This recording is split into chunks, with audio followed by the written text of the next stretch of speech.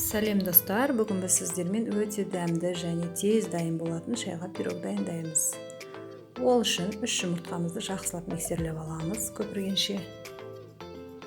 Осы жұмыртқамыз толық араласқаннан кейін оның үстіне қант саламыз. Қантымыз 1 келкі болып ерігенше тағы да миксерлеп аламыз.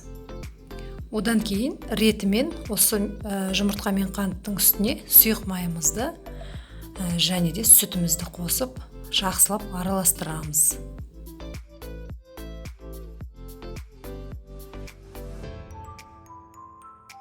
Барлығын осылай миксерлеп алғаннан кейін соңғы этапта біз ұнымызды саламыз. Бұл ұнның ішінде разрыхлитель мен ванилинді араластырып алдық. Құрғақ қысместерді 3 бөлікке бөліп осылай жақсылап араластырып 1 келкі масса жасаймыз.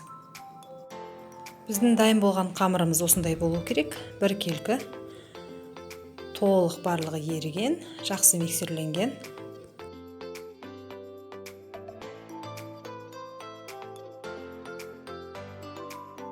Енді осы массамызды пісіретін ыдысымызға құямыз.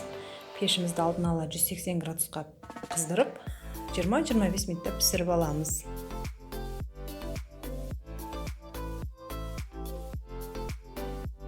Біздің дәмді және жұмсақ пирогымыз осымен дайын.